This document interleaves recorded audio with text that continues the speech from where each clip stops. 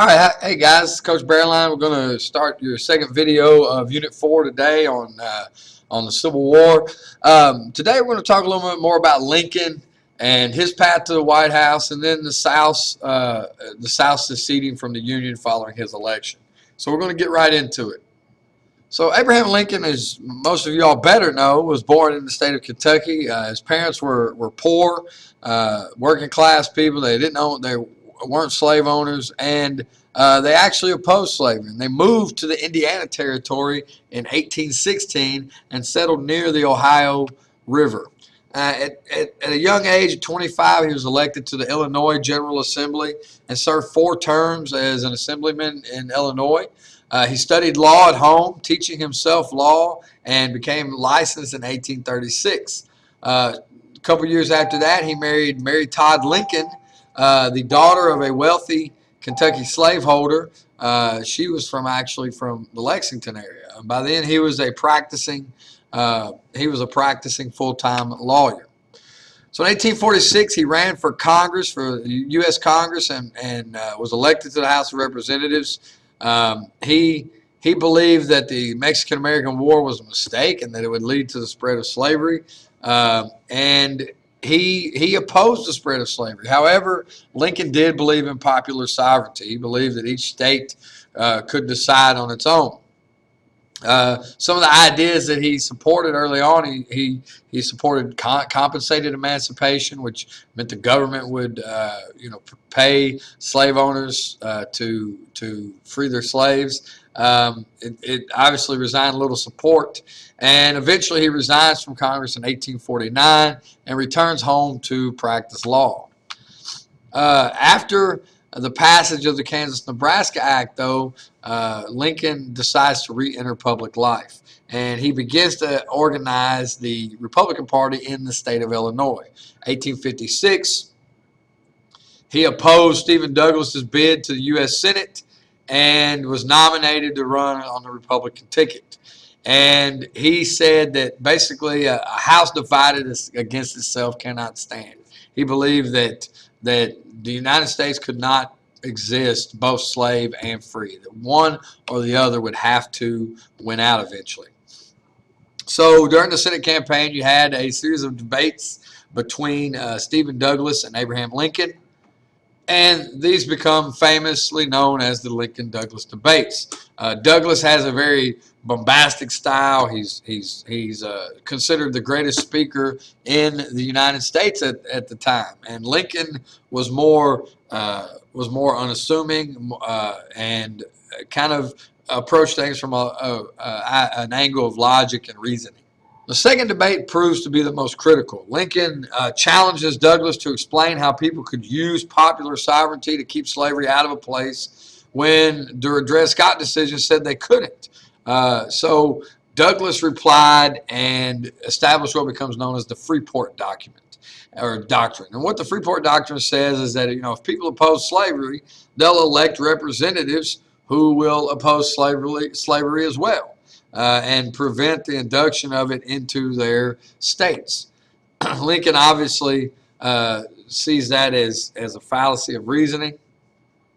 Now, Lincoln's social views come into his ideas on slavery too. He did often discuss the immorality of slavery. However, Douglas referred to Lincoln's party as black Republicans and painted him as a radical. So Lincoln makes the statement, says, I'm not, nor have I ever been in favor of social and political equality of whites and blacks. So, you have this kind of two images of Lincoln. One is of, eventually the great emancipator, the anti-slavery crusader. And then on the other hand, you have the practical politician and, quite frankly, the product of his times. He was indoctrinated with the white supremacist reality of American society at that time.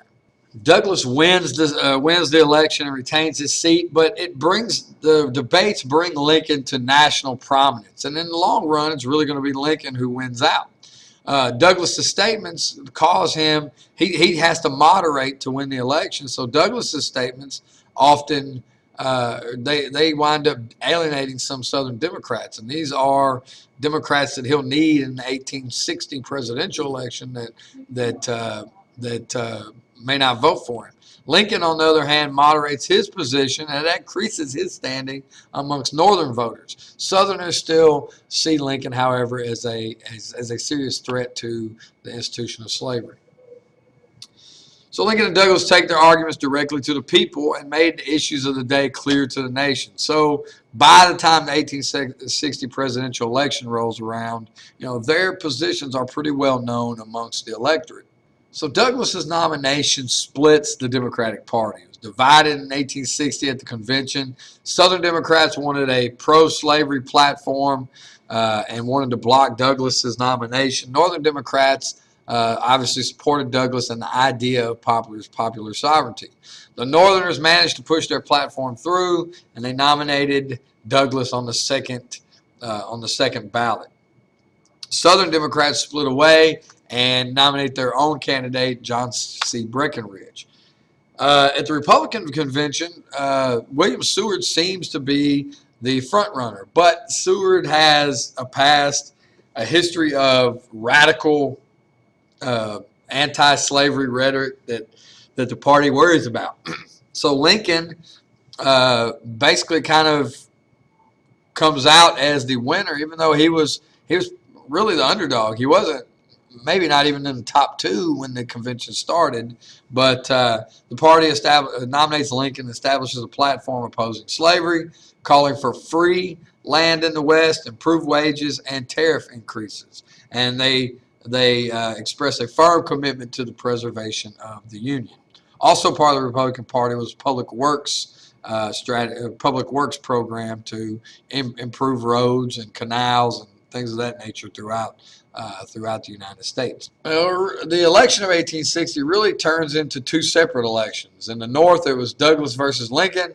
In the South, it was Breckinridge versus Bell, who was the Southern moderate. Democrats in the North attacked Lincoln using openly racist campaign materials, saying that a Lincoln victory would bring runaway slaves pouring in.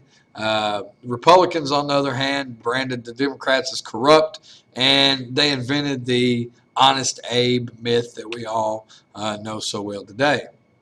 So the vote in November was largely sectional. Lincoln won almost every northern state. Breckinridge and Bell split the southern vote, and you had a split in the Democratic Party, which means Douglas just couldn't mount a real good campaign.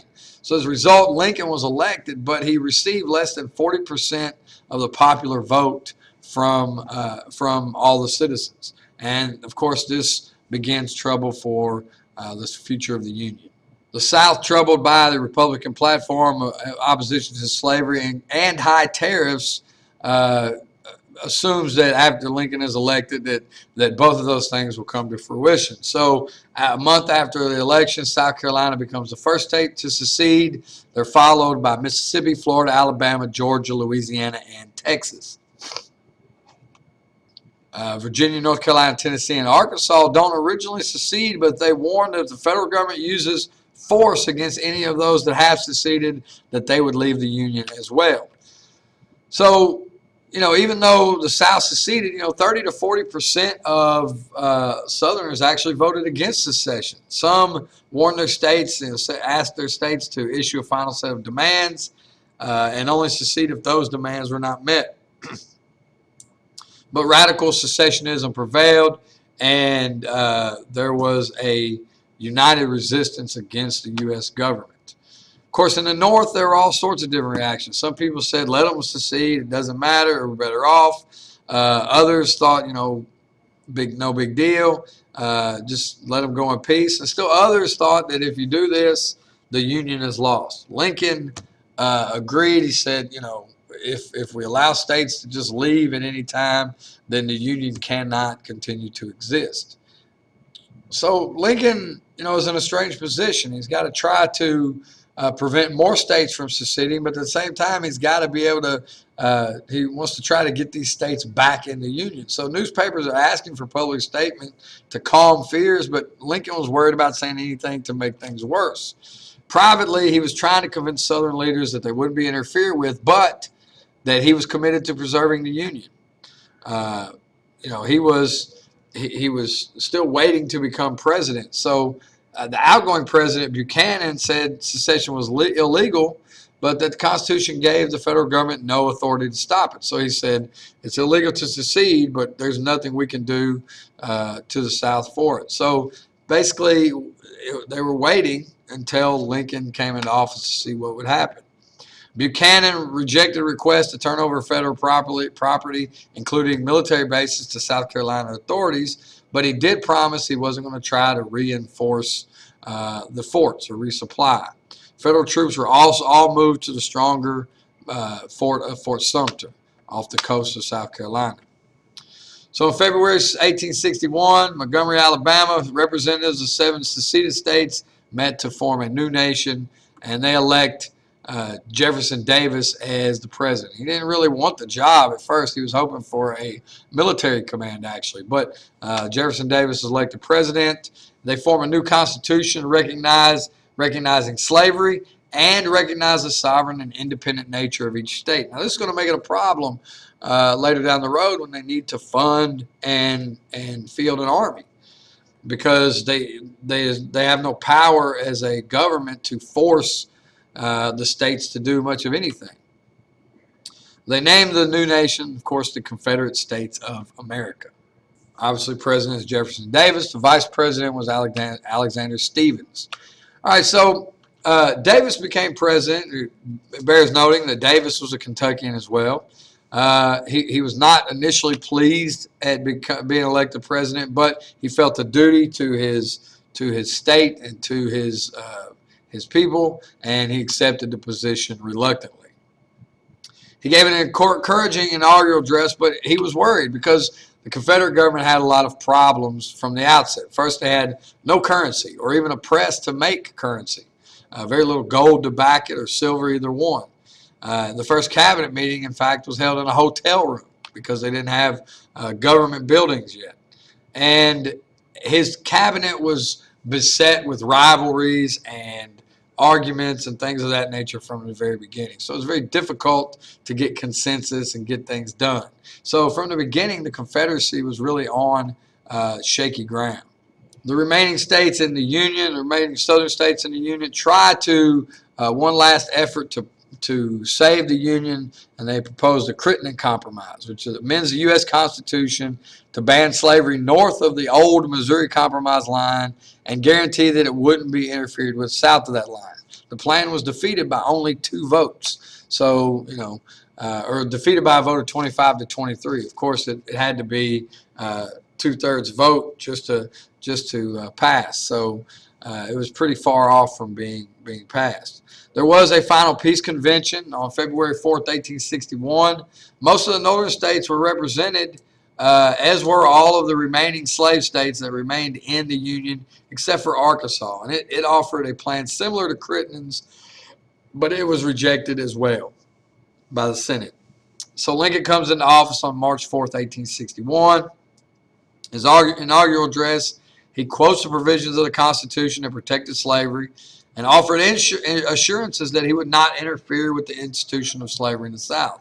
Of course, by that time, it's too late, and the ball has already started rolling towards Civil War. So in our next discussion, we'll talk about the beginning of the Civil War, the first shots fired at Fort Sumter, and get into talking about how the war continues and what the conduct of the war is. So we'll talk to you later.